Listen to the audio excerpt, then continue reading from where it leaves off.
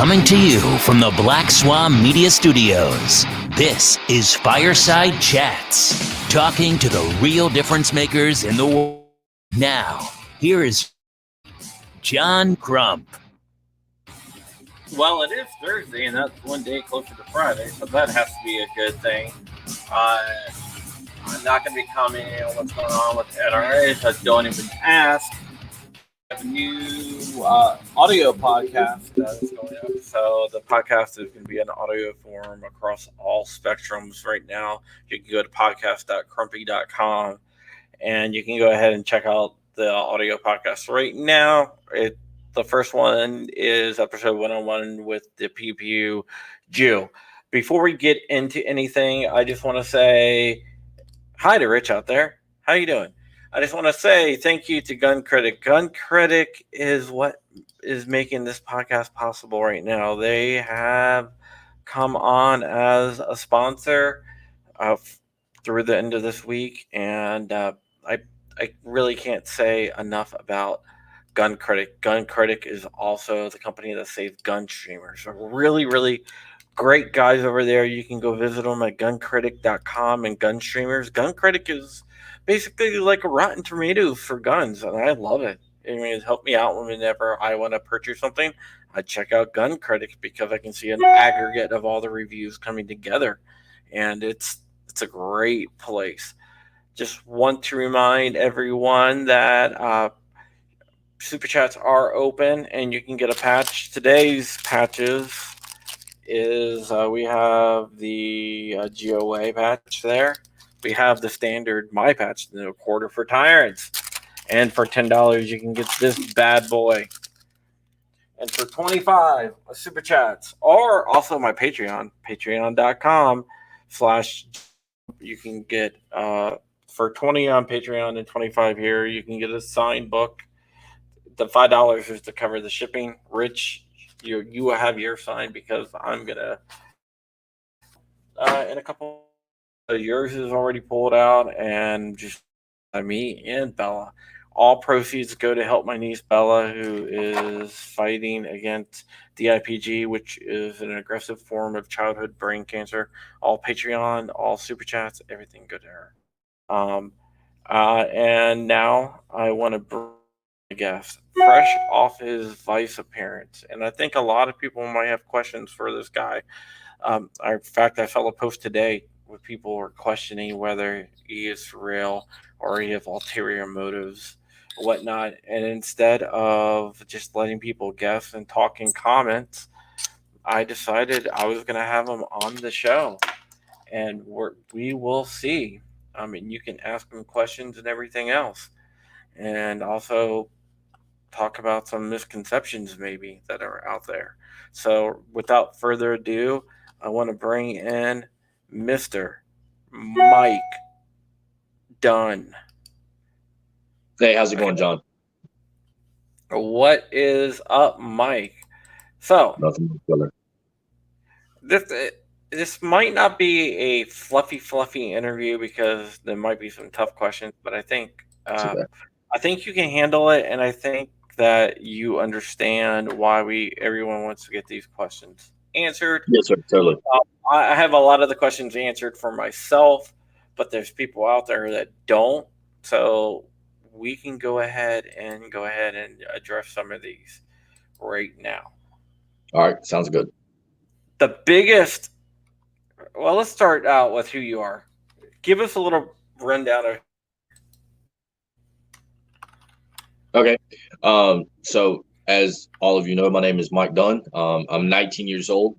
I signed the contract for the Marine Corps at 17 years old, and I ended up with a heart issue a few months ago, and was medically discharged from the Marine Corps honorably.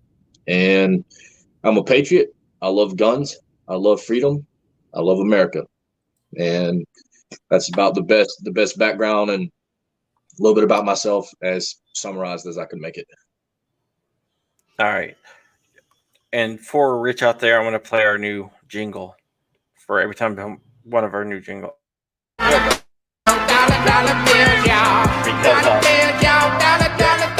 He donated yesterday, so that's anyway. a new jingle for people to donate. All right. So you came back to Virginia and you saw what's going on with gun control. Is that right? And you Yeah, wanted to do. I've actually lived in Virginia for several years. I moved here about 5 years ago from North Carolina, and I've just seen the push for gun control steadily get worse and worse. Is that what made you decide to develop um, the Virginia Knights or found the Virginia Knights? Yeah, we just began seeing a lot of encroachment upon, I would like to say, the limitations placed upon the government by our Constitution. And me and a couple guys got together and we said, hey, let's start an organization that focuses on explaining rights to people. And our initial goal was to focus on minorities because they seem to be left. They're not exactly as focused on by the NRA and such. And so we wanted to kind of change the game a little bit. And that's what we started doing almost a year ago. And then it got really big really fast. $5 donation from Rich. There you go. All right. So, you founded Virginia Knight. Is Virginia Knights, is that a militia? It's a militia builder. We build militias. We give them a way to connect across the state of Virginia. So why didn't you just join one of the other militias that are already out there, or the other patriot groups that are out there? That's a good question. Mainly because a lot of the ones I talked to were not interested in the combination of people of color with firearms and white firearm owners. If you want an honest answer. Right. I know the biggest group in Virginia, which is 3% United Patriots. They have a lot of minority members. A lot of them are FUDs, what we like to refer to as FUDs. They're your casual gun owners who a lot of the groups I've interacted with are just not 100% serious about what we're doing. They get together, they have a decent time. Some of them train, a lot of them don't train. They're just a social media group that like to do a lot of talking. I'm gonna have to push on 3% United Patriots because those guys train their asses off, and some do. There's like 2,000 of them. Well, I mean, it all depends. Once again, something I've said plenty of times. You have an organization or a group. You have a lot of people who claim to be 3%ers.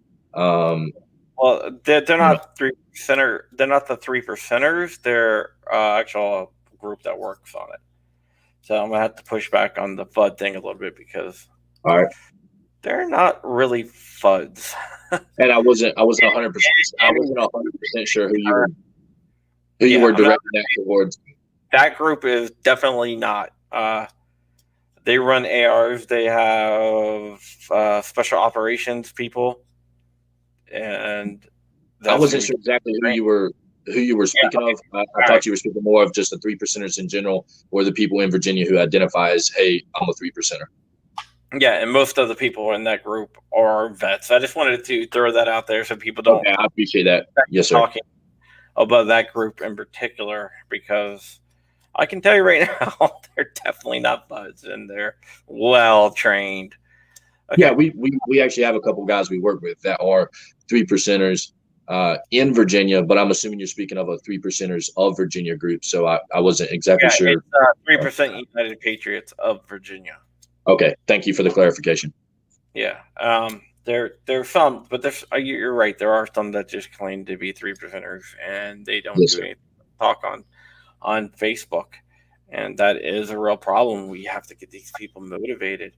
So, sticking with Virginia Knights for now, how many members do you guys have?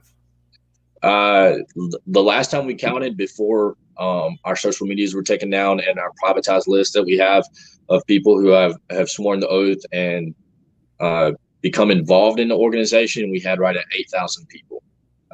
But we took a hard hit when our main social media was taken down, which helped connect us with a lot of groups. So now it's moved to just private organizations, private groups throughout Virginia. And I know that we have several hundred directly affiliated with us, but several hundred people. But as far as people who took the oath and were connected with us through our pages and groups and stuff, we have no way to really track that right now because we didn't have websites and ways to log it really well because I'm new to the electronic game and stuff like that. So Yeah, that it should be a lesson learned for every group out there that you be taken out at any moment. Did you yep. get any warnings when Facebook took you guys down, or? I mean, I had like 30-day bans and stuff like that, but my page had never really been cited. My admins always ran my pages when my personal account was banned. It was out of the blue. They asked for identity verification a few weeks ago, which I gave them. And then they let me back in my account after like a day. And then the second time they asked for identity verification, I gave it to them, and they still won't allow me back into my account. And it's been a couple weeks now. Interesting. Let's move on to the big question in the room, the one that a lot of people got upset about. You are working with or you guys have marched with BLM 757. Jafari, who's actually going to be on the show on the 12th. So tune in on the 12th to see him. You've marched with those guys. Yes. A lot of people say that the BLM is a Marxist movement. Why did you march with them? Then we'll hit it up with Marxism or not. A lot of people don't care to differentiate between the BLM movement and the BLM national organization, the self-acclaimed leaders of that who claim to be Marxist, and we don't support them. And when you bring Jafari on, he'll say the same thing as well. We don't support Marxism, but I'm not against standing with a local group who happens to believe that Black lives do matter, because Black lives do matter, and they're not part of national organization. It's just that people, for some reason, refuse to differentiate between a BLM organization, a national organization, and a BLM movement or a BLM thought. Black Lives Matter. Okay. Jafari has a rocky history with some patriot groups in Virginia, but basically by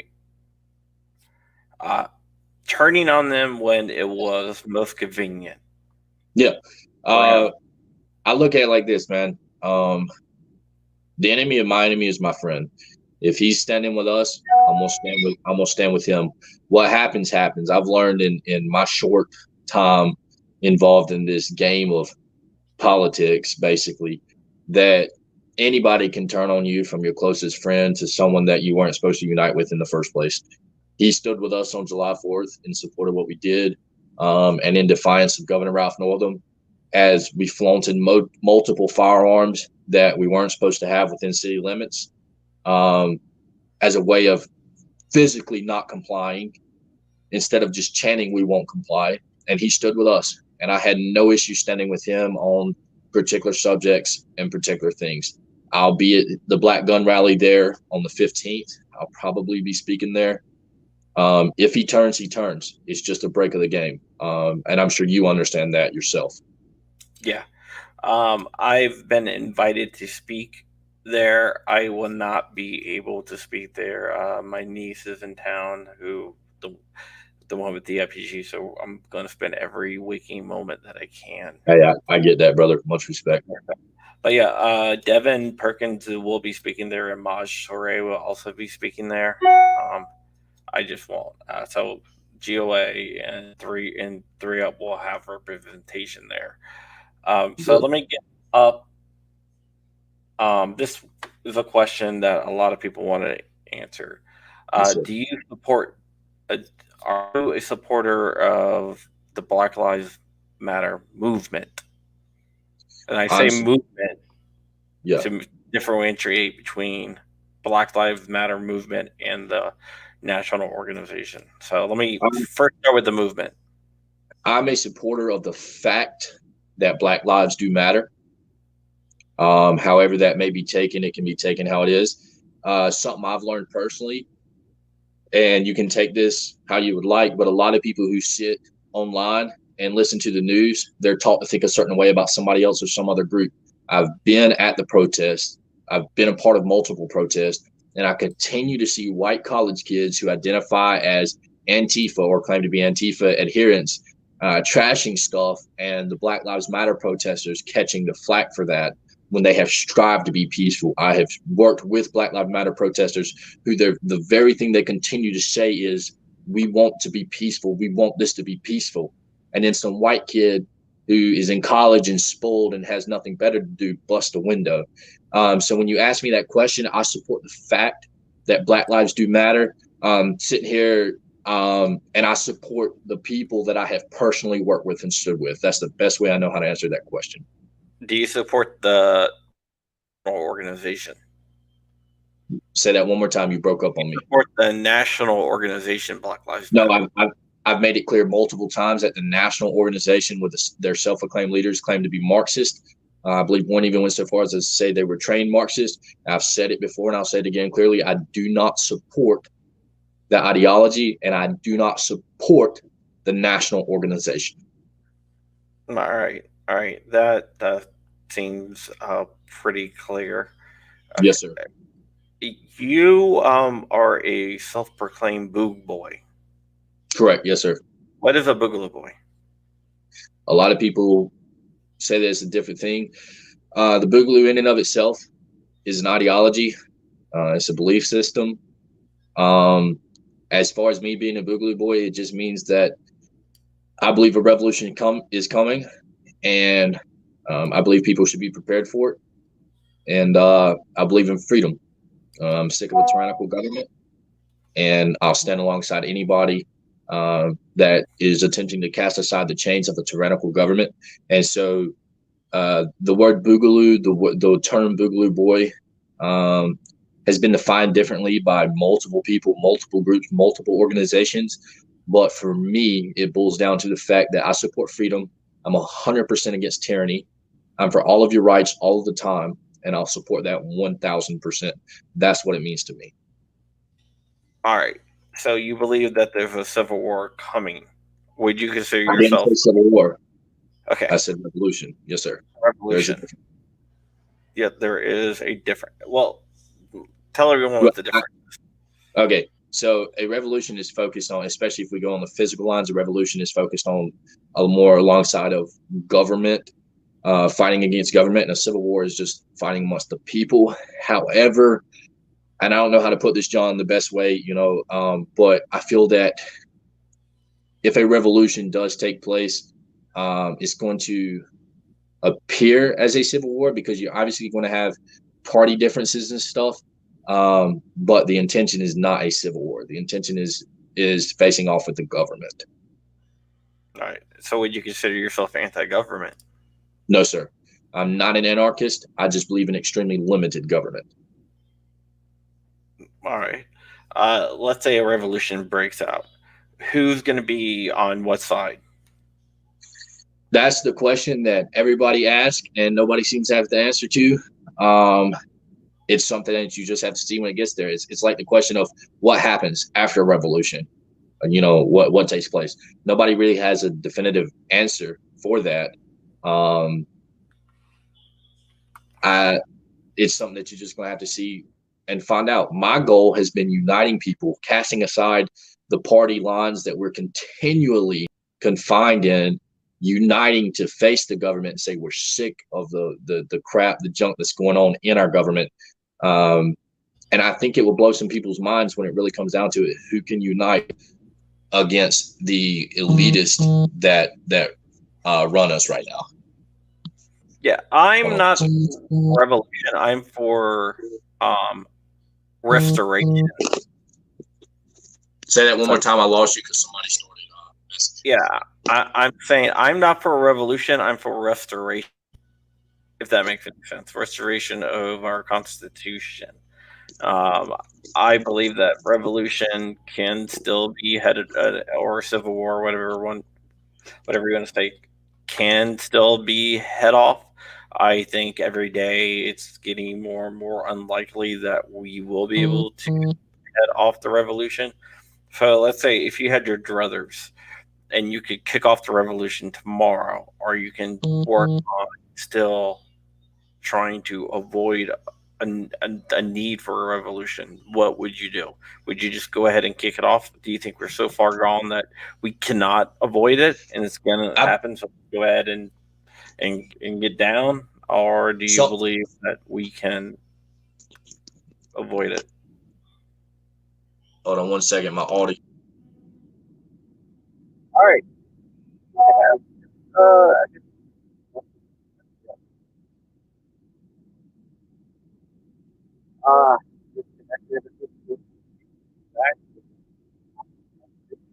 Let him know that. Oh, he is back. I thought I scared you away, man. No, my. No, I told you this was okay, can you repeat that question about heading off a revolution and such, so I can get my train of thought? I told you this wasn't going to be a cakewalk interview. No, you're good, brother. I'm 100% good. Yeah. Okay. If you had your choice, yes, sir. Would you kick off the revolution tomorrow, or do you think we can still work on avoiding it? And I've had that question asked plenty of times, especially by the Vice News people. I believe peace is paramount, and we want peace. We're prepared for a revolution. Would I kick off a revolution tomorrow? I look at our history. I look at the 270 years, 250 years, even the past 100 years that we've cried for change, we've begged for change, and here recently we've tried to fight to stop gun legislation. We continue to play defense as Americans, and would I kick off the revolution tomorrow? No. Do I think it's inevitable? Yes, because I think we're going to continue playing this little game of, hey, let's play defense, and eventually it's just going to get to a point where some group fires a shot, some group takes an actual stand, and it kicks it off. I mean, it's just like Waco. If something like that were to go down, especially among the 3% community, or among the Boogaloo Boys, or groups like that, I think it would kick off a revolution. You asking me, am I gonna, if I had the chance to start the revolution tomorrow? No. People are not ready for a revolution. But do I think it's inevitable? Yes. I think it'll be bloody if it comes. I think that a lot of people have this misconstrued concept of war. War is not a beautiful thing. And I don't think people are truly as ready as they say they are. It's as simple as that. Yeah, I do believe that it is simple as that, and I also believe that there are steps that have to be taken. It has to be the absolute last ditch thing. It's I mean, even like our founding fathers, man, they were brilliant. A lot of the men who took part in the American Revolution were brilliant minds. They had a plan for after. That is the biggest thing that's hurting now. Is if somebody wanted to kick off the revolution and sides formed and people started fighting, is what is the plan after that? So I definitely get what I get what you're saying. All right. So you did a Vice News thing. I've been involved with Vice News stuff in the past, more behind the scenes because we didn't want to go on camera, but making sure that it was fair and doing a little bit of consulting. In the past, they have been fair. I don't think they were too fair to you. I think it could have went a lot worse, but I mean, I think it could have went better. I think they had a agenda, and I think that showed through. Why did you agree to do the Vice stuff? Well, at first, initially, I didn't want to, but they talked to us a little more, and I said, "Hey, you can come out. You can cover our public muster that we were having in Pennsylvania County, for Pennsylvania, Halifax County." I told them they could cover it. We tried to be careful with who they talked to. because you're always going to have somebody who doesn't understand what we're here for, what they're here for. And you know how the news media is with that. They were decently fair in their questions the first time. The second time, they showed up at our rally on July 4th, and they talked to who they wanted to talk to. They asked me a bunch of loaded questions. I answered them as best I knew how. Any other time that they spoke with me, videoed me, I had a recorder playing as well so that they couldn't twist my words but so horribly. And I was very careful with how I answered. And we've been sitting here trying our best to take and it's funny because Boogaloo started as a joke, but we've been trying to take the community in a very positive direction. We're also doing our best to weed out racism. And after talking with several of my team members, we figured it would be a great way to get the word out that, we're not racist. And I think that did come across loud and clear in the Vice thing. I will say that. And it was just something we really want to do. So we agreed to it. We already knew their history. We've watched multiple videos and read multiple articles and how biased they tend to be. Tess Owens has covered a lot of this stuff. She's got some interesting ideas. They put a new reporter on us last time, something that'll be released later, where they just asked us question after question after question after question. And I think they're going to incorporate that into another video. But someone who was new to the militia idea, the militia movements, the Boogaloo movement and such. And we might see a little more fair reporting from them. But it was our chance to get out and say some things that need to be said. So yeah. You take the good with the bad. They did something on 3% United Patriots, and they were really fair. They have also sought out what is his name? Chris, General Blood Agent, which I think he makes everyone in the Patriot community look bad, and I have no qualms about saying that. And they sought him out as well, and they just bought his stuff, hook, line, and sinker. Well, that's their goal. I mean, any news media's goal is to either paint a group as bad or find division in that group so that they can create another story. Yeah, that is true. You're young. Do you get a lot of pushback because of your age?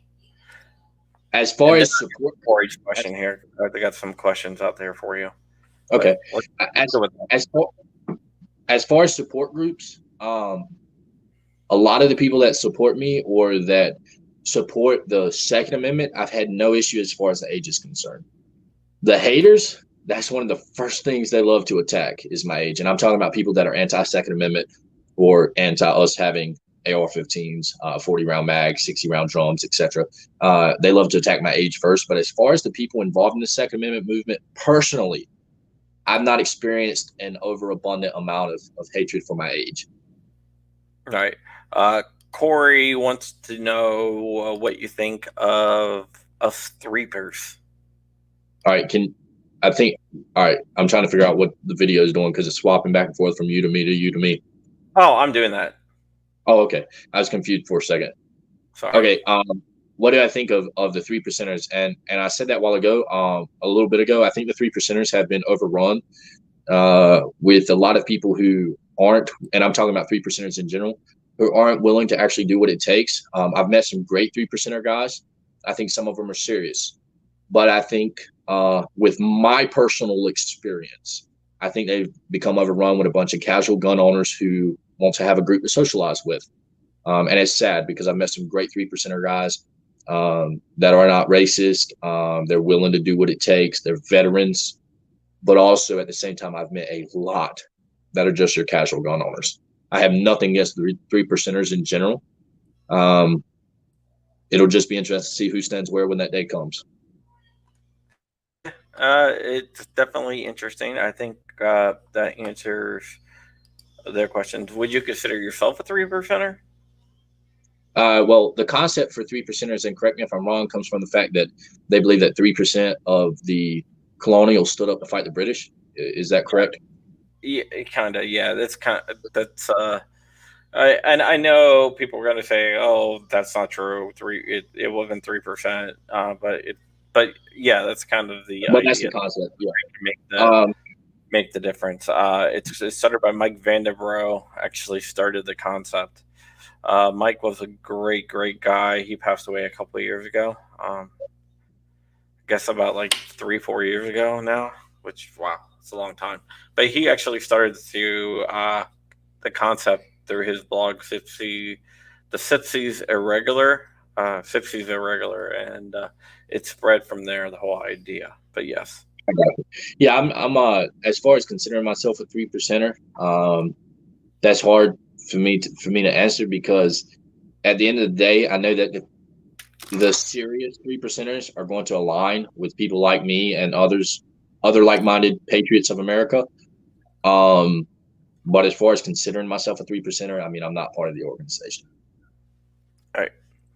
Well, 3%ers isn't really an organization. There's a lot of organizations out there that are 3%ers, whether it's 3% United Patriots, 3%ers Original, EP3, which is American Patriot 3%ers. There's lots Yeah, of different. I get that. I get that. I don't. It's hard for me to say that I consider myself a 3%er because saying it, I mean, I don't know how many people would stand up against the government. I don't know what percentage or what group.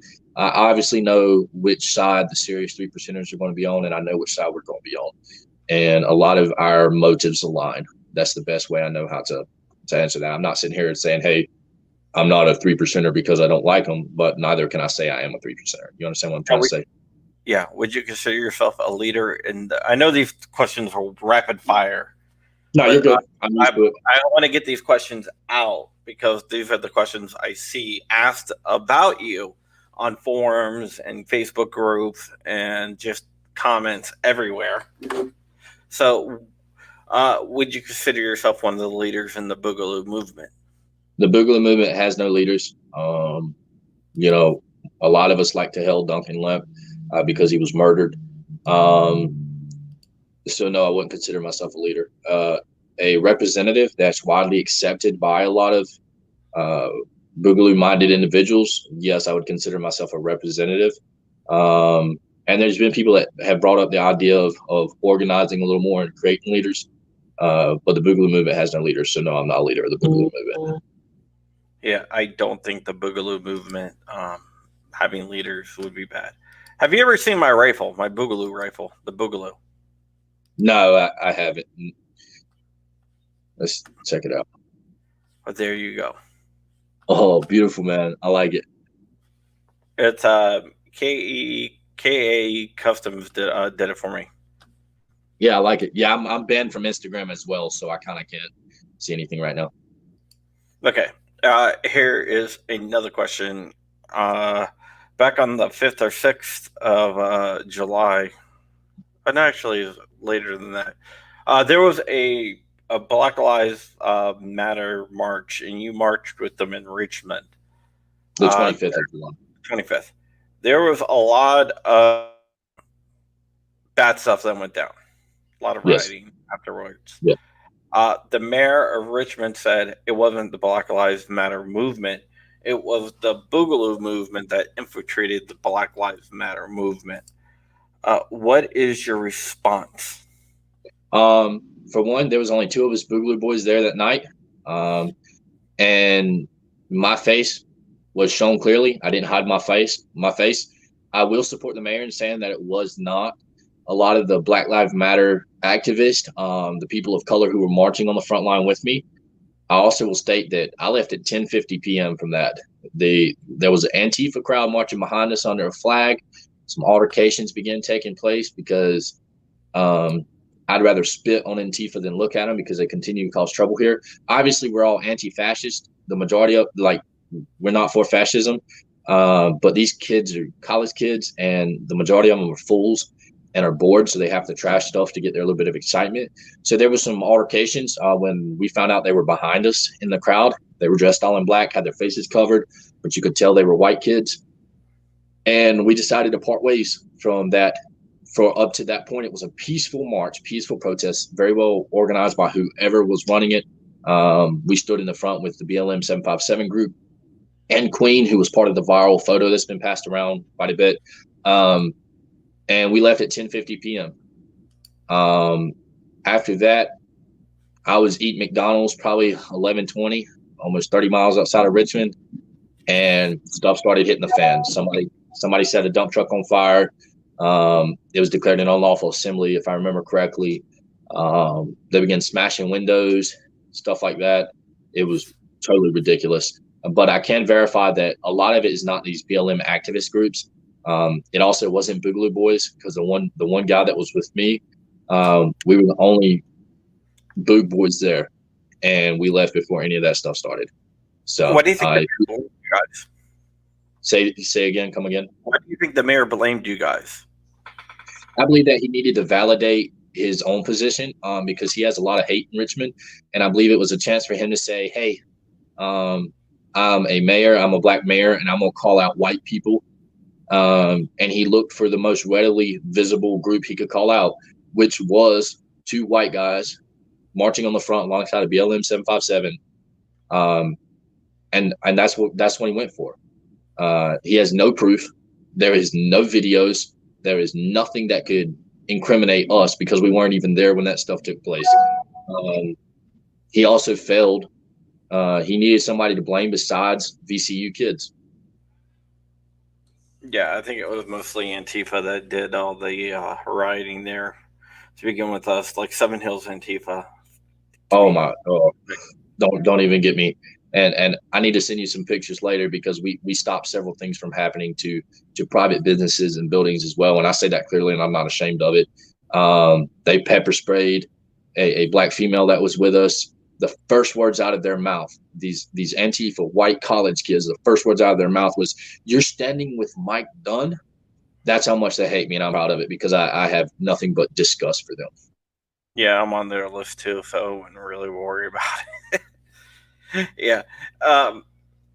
Okay, now getting back to the whole Boogaloo thing. The ATF is monitoring Boogaloo. They're sending out alerts about people wearing Hawaiian shirts and everything. Do you think that their focus is on the wrong people?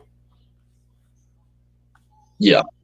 Out of all the times we've associated, and obviously a lot of your Boogaloo Boys come from militias, they can name what, 3 incidents, 4 incidents? No, let's go wide. Let's say 8 incidents that have taken place that were in association to someone who said, hey, I'm Boogaloo. And there's thousands and thousands of us out there. But yet we continue to see destruction by other groups, usually white kids under the Antifa flag or claiming to be Antifa adherents. And there's no focus on them. And that boils down to the fact it's the same type of focus they put on constitutionalists. It's the same type of focus they put on 3%ers. We're getting the same type of focus. If you're a patriot and you're standing up for your country and your freedom and sporting the very thing that they want to take away from you, which is firearms, you're going to be put on a watch list. You're going to be deemed a threat. And that's, once again, that's just the breaks of the game. So yes, I do think they're focusing on the wrong people. But it's just something we have to accept. We try to fight it. We try to combat it. It is what it is. Yeah, it is what it is. Now, here is another question that I have for you. Yes, sir.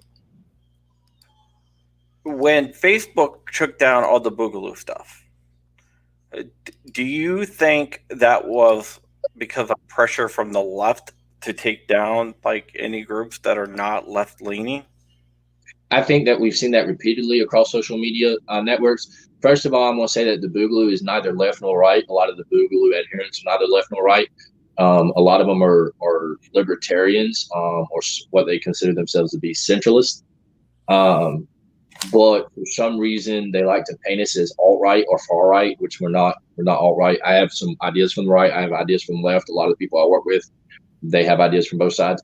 I feel that we've continued to see censorship from social media directed towards people that oppose the majority of leftist ideas. I gotcha.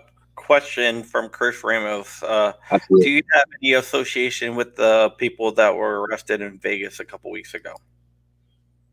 I'm not going to comment. That's ongoing. As far as I believe, one of them was busted with well, I'll comment. I believe that one of them was busted with child pornography charges, which is ridiculous. Once again, it's people that claim the Boogaloo and then went and did something stupid. Something you'll find among the Boogaloo community is wood chipper goes burp, and that's what we believe pedophiles belong in. So I'm gonna make that a clear statement. If that guy is truly been involved in pedophilia, he belongs in a wood chipper. As far as them conspiring to throw Molotov cocktails into a crowd of police, it didn't happen. And they claim the Boogaloo, but does the Boogaloo claim them? Do you see wide groups, big groups of Boogaloo members or boys that say these guys are ours? No, you'll actually find where they've posted the guy's picture that was involved in the pictures of underage kids, underage girls and stuff, saying that he belongs in a wood chipper. So as far as association, no, I don't associate with them. Yeah, I think with any type of big movement, that's one of the issues that you can have a lot of people who just claim, especially a loose movement that's not. It's anyone could be a Boogaloo Boy, I guess. Yeah, I mean, if you just don a Hawaiian shirt and carry a gun, I made the joke to Vice News about finding the shirt on sale and putting it on, and they actually wrote that in the article, which was hilarious. But anybody can do it. But it really boils down to, is the movement claiming them, or are they just claiming the movement? Yeah, I can definitely understand that, and I think that might be a little bit of an issue that a lot of people run. Um, but yeah, so that is one question that we wanted to get out, and someone brought it up. Okay, where do you see the movement going from here?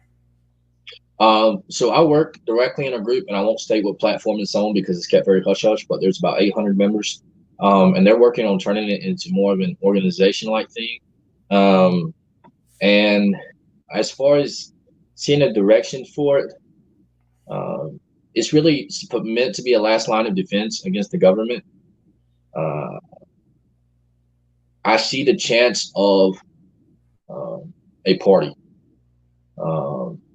I see the chance of people entering government with Boogaloo Association to still, once again, to go back to something you said previously, to still try to avoid a war and work on changing it from within, which we haven't had much hope with that from years and years ago. But once again, exhausting those resources, I see the possibility of it becoming a party in the United States. But I'm not going to sit here and say, hey, I see it only going to war and that's it. No, I think it's got a good possibility of becoming an actual separate party in the United States. Are you worried about being put on a watch list for some of your views? I can't really be worried about it if I'm already on one, right? So I'm not worried about being put on one. Am I worried about being on one currently? It's something I've had to come to grips with and just accept.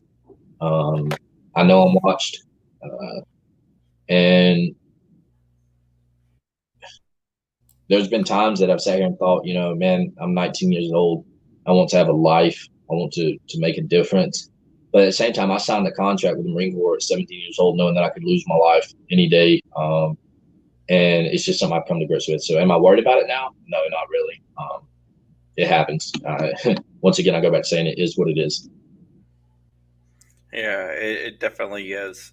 It's definitely a weird position that you can be put in, from being associated with a Boogaloo Boy with the Hawaiian shirts. 'Cause I've met people who wear the Hawaiian shirts, and I mean they're not there for like a revolution, and they don't think a revolution is coming, but they're doing it to stand up for gun rights, basically. Yeah, which I mean, I go back to saying the enemy of my enemy is my friend. anybody can don a Hawaiian shirt, but everybody knows that the core belief of the Boogaloo is a potential revolution. So Yeah. Yeah. I mean, I can definitely see that. Another question. Since you have all this media attention on you, have you welcomed it, or are you shunning it, or like, what's your opinion on all the attention that you have on you right now? initially, I was like, it's kind of cool. Somebody has to say what needs to be said because we continue to be silent.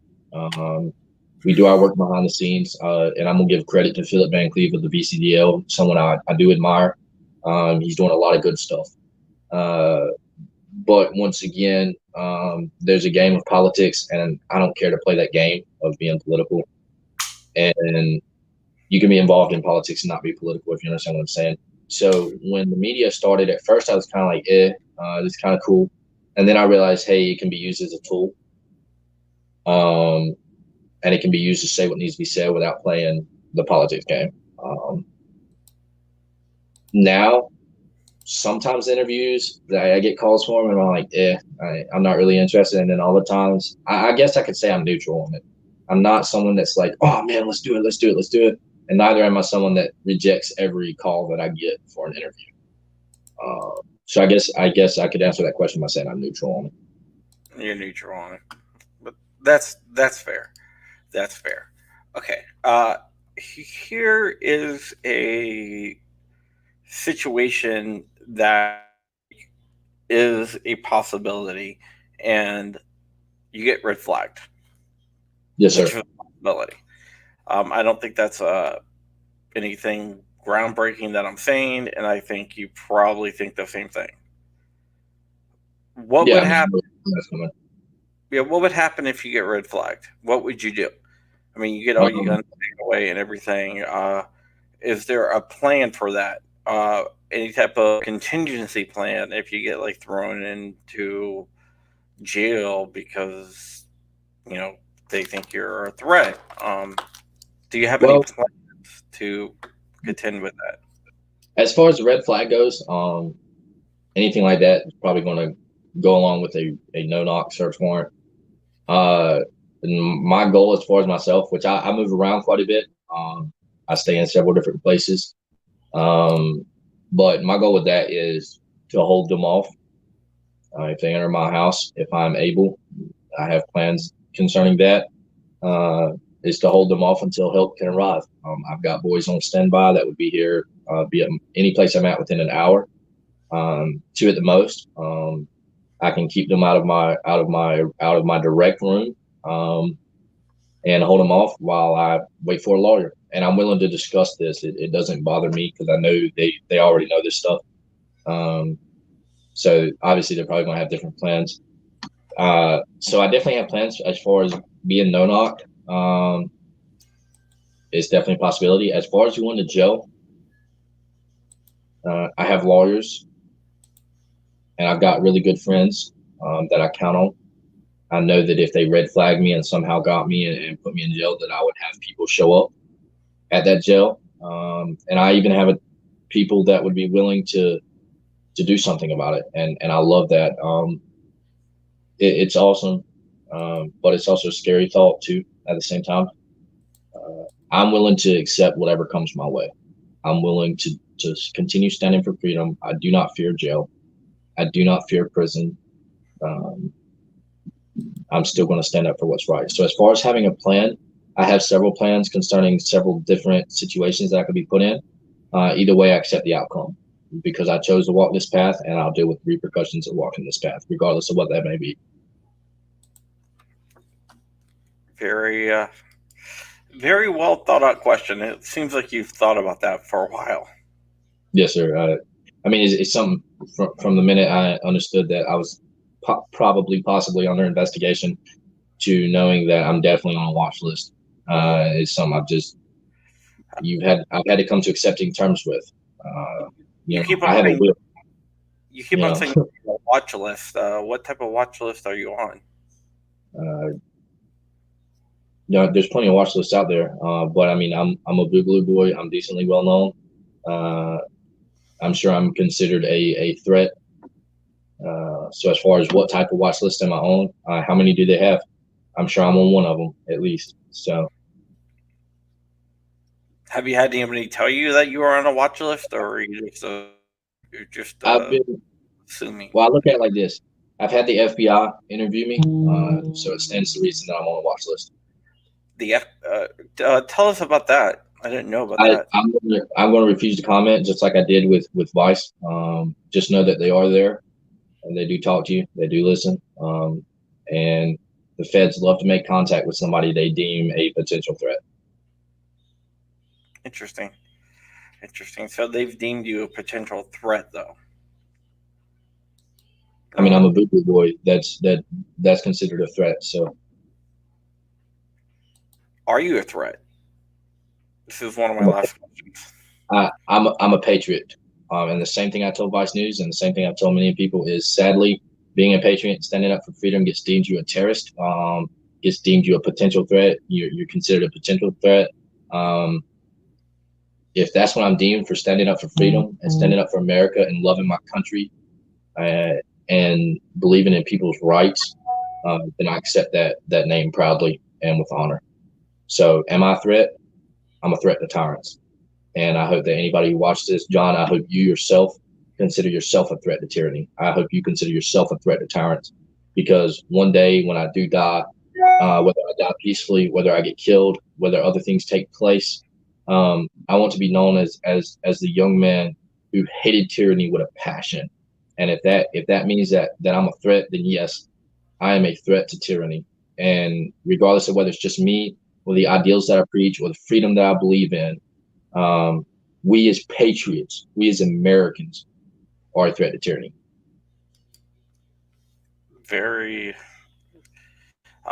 That's a very good answer, and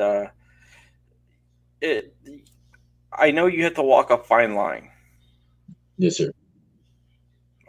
There is a fine line where if you say the wrong thing, it could be very bad.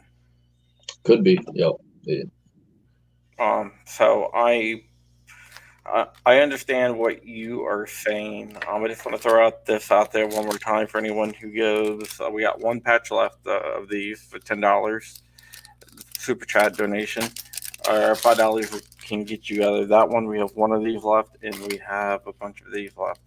They're limited edition. No quarter patches.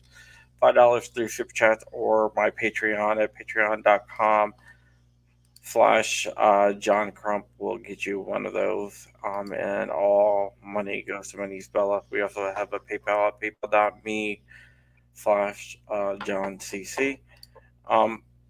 Getting back to what we have been talking about with where do you see your life going? Once again, that's a question that I really don't know how to answer, because I see two paths. Well, actually, I see three paths. I see the possibility of me red flag, being served a no-knock warrant, and performing a 60-round drum dump into intruders in my home who don't announce who they are and kick in my door, which I totally support doing, by the way. I see that turning out where I die. I see it turning out where I go to prison for the rest of my life, which is definitely a possibility. And then I see the possibility of running for public office and trying to be a change with them. Once again, going back to that last, just trying to make a change without going to war. I definitely see a possibility from that angle as well. We need more young people involved, who can relate to the other young people of our generation, and someone who is not AOC and how airheaded she is. So I see that possibility as well. Where do I want my life to go? I simply want to make a difference before I leave this earth. Whether I leave this earth at 19 years old, or I live a full life and leave this earth at 80 or 90 years old, I want to make a difference. I want to have a positive impact on people. And I want to see the America that I love stand strong, stand beautifully, and freedoms for everybody. That's what I want to see with my life. So I can't really give you a timeline to say, hey, this is what I want to do, this is what I want to see. How can we turn things around? Is there any way? That's hard to say. Once again, going back to just trying, I think we need to take an aggressive stance on legislation. Something I got to give once again to Philip Van Cleave and the VCDL. We've got to take an aggressive stance on legislation. I continue to see this trend where we play defense all the time. Laws are introduced and we defend them, and then we compromise. I'm sick of the compromising, because compromising means we lose ground. We don't gain any. Every compromise that we've had with gun legislation, we've lost ground. And I harp on gun legislation a lot because it's the only gun rights limitations placed upon the government, restricting them from banning our use of firearms, is the only thing that's going to help anything else that we talk about. I think a change might possibly could be made if we really get some people elected who stand for freedom, who are not here for a party, who are not here based on their party identity, but here based on their freedom, based on the fact that they support freedom. I think that's the only possible way we could see some change. Do you have any names for politicians that do support freedom? Say this one more time. Do you have any names of politicians you would support? Let me ask this. Do you have any names of politicians who are lovers of freedom and who are not playing this party game?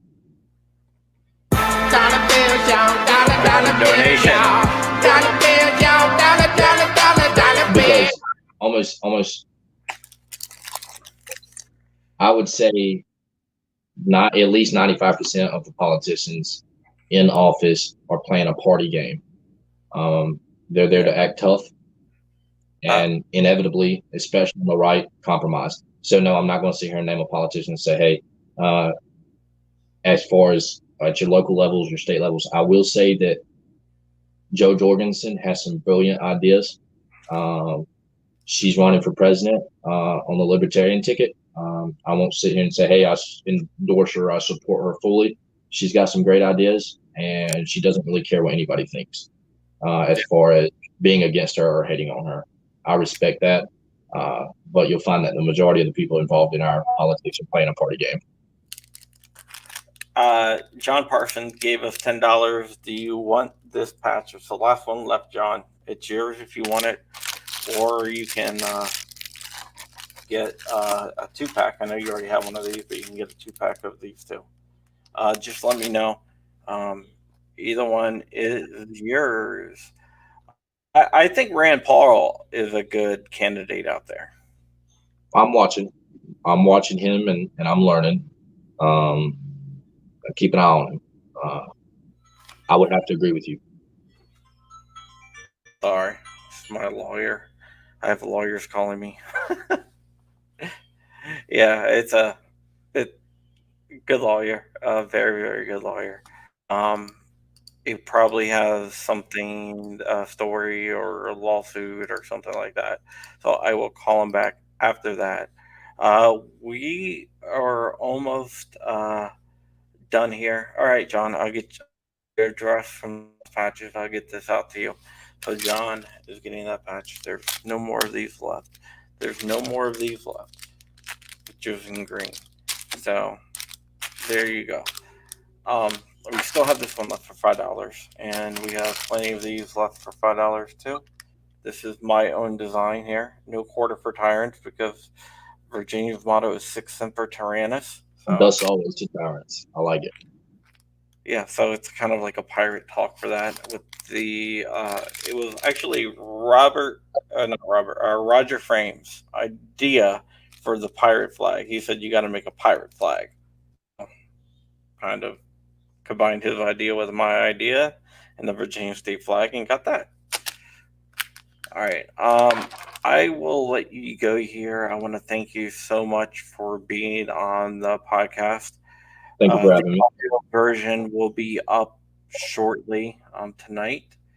But I want to tell everyone to go ahead and buy my book, crumpy.com/giants. I will give you the last word. There is a GoFundMe for my niece at crumpy.com/GFM. We'll redirect you to the GoFundMe instead of having a big, long list. Super chats are active, which I've been saying. I have a Patreon. My Patreon is patreon.com/John Crump. All funds go to my niece.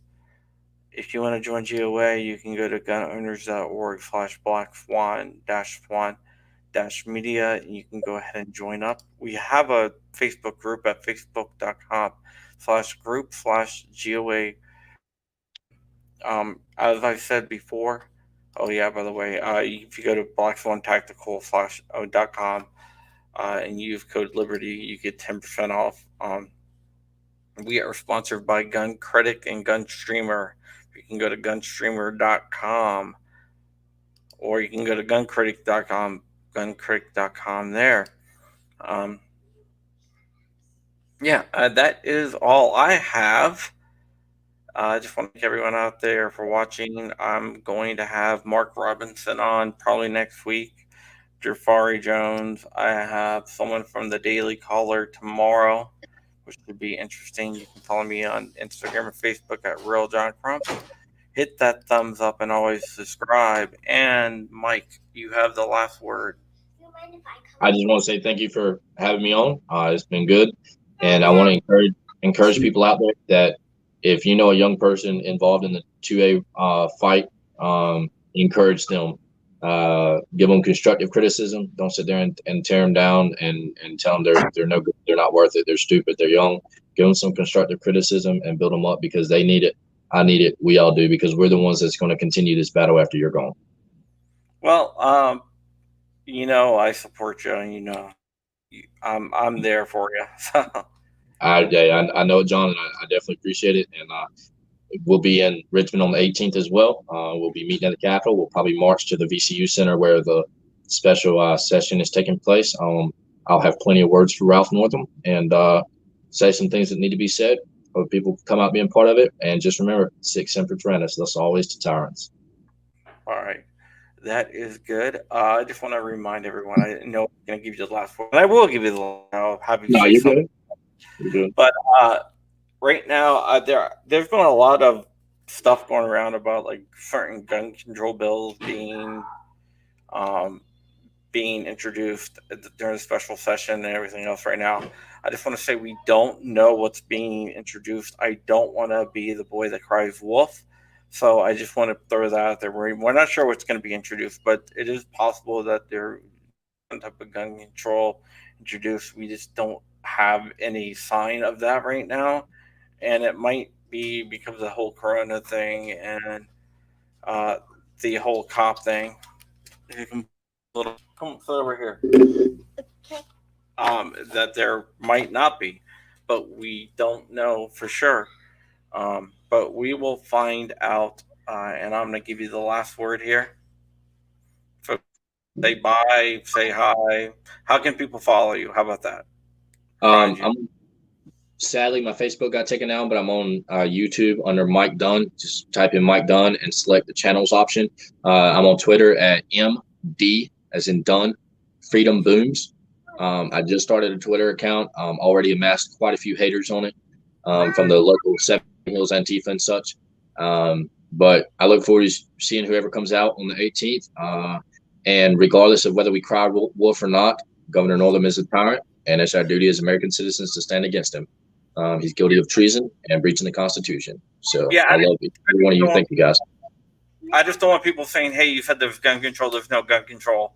And the next time when I say gun control, then be like, oh, there's probably nobody should. No, I get it. I get it. Just know that always in the back of a liberal's mind, there's a gun control idea back there. So we're going to combat that. Absolutely. Absolutely. All right, Mike, you have a good day, and we are out of here.